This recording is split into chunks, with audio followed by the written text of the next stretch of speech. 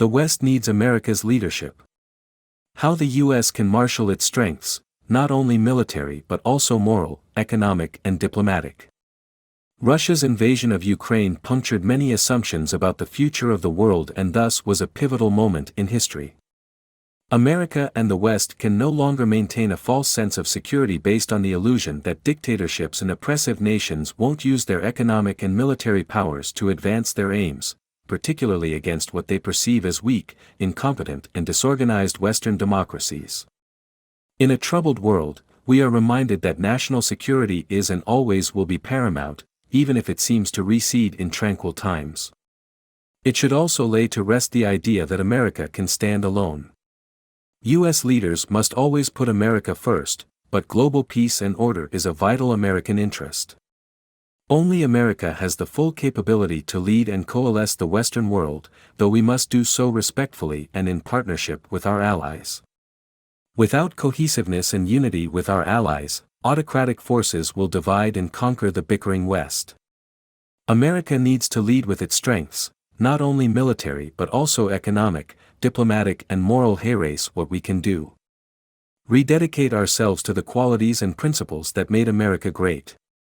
These principles are life, liberty, the pursuit of happiness and the idea that all people are created equal. Democracy and human freedom are inseparable from freedom of speech, freedom of religion and free enterprise. It would help to educate all Americans about the sacrifice of those who came before us for democracy at home and abroad. We need to acknowledge the critical role that government plays, and we need government to be more competent and accountable. We must build stronger safety nets to care for the poor, the old, and the disabled, and to cushion adjustment to economic change, while also maintaining economic dynamism, individual responsibility, and the dignity of work. We must confront crises and failures of public policy by developing better policies and by dealing with realities. We can recognize the mistakes America has made without disparaging the nation.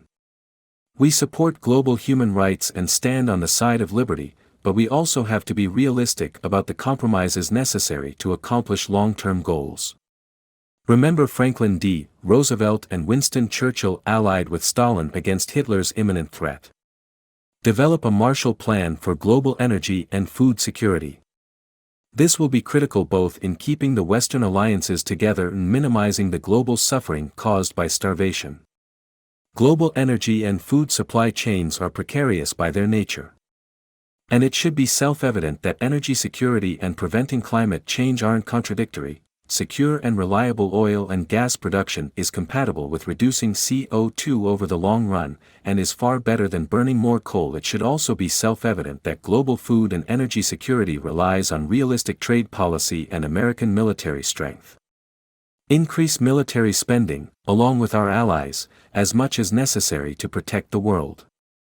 Not only is America a bastion of freedom, it is still the arsenal of democracy, and economic sanctions are no substitute for an effective military.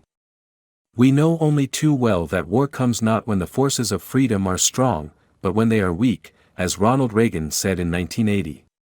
Military strength needs to be combined and coordinated with strong diplomatic and economic aid for the developing world. Thoughtful policies would help many nations lift up their people, develop their human rights and join economic unions that are good for all involved. Recover our economic dynamism. A strong economy is the foundation for American power, and we haven't focused enough on economic growth. Between 2000 and 2020, real U.S. gross domestic product grew at an average rate of only 1.7% a year. Had we grown at 3%, last year's GDP per person would have been $15,000 higher. That would help pay for much of what we need to do as a nation. Economic growth will repair the fraying of the American dream, particularly if we share the wealth by improving education and wages for lower-paid citizens. There are many effective ways to do this, such as raising minimum wages and expanding the earned income tax credit. We must also fix the immigration policies that are tearing us apart, dramatically reducing illegal immigration and dramatically increasing legal immigration. Economic growth will reduce inflation, reduce the deficit, and make it easier to afford the strong military we need.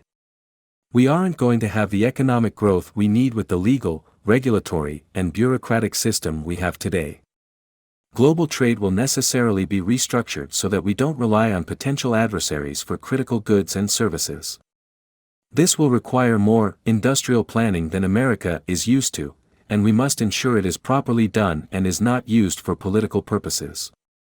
Yet America should also open its arms, through trade and aid, to all other nations.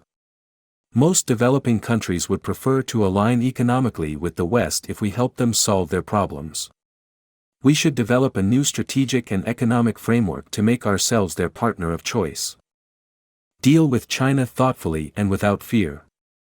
America still has an enormously strong hand, plenty of food, water and energy, peaceful neighbors, and what is still the most prosperous and dynamic economy the world has ever seen, with a GDP per person of more than $75,000 a year. We can have faith that our system will maintain the economic dynamism we need. China has done a great job lifting up its nation and bringing its GDP per person up to $13,000 a year. Yet any fair assessment must recognize its challenges: not enough food, water and energy, a very complex geopolitical situation with tough neighbors, a lack of freedom that creates economic rigidity and malinvestment. Whether you think it is a competitor or a potential adversary, we, along with our allies, should firmly negotiate with China, where my company and its predecessor firms have done business for more than a century.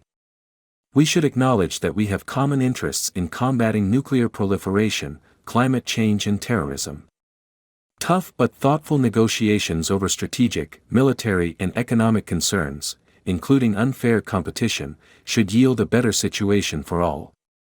If America leads well, China will be better off forming partnerships with a strong Western world than with Russia, Iran and other such nations.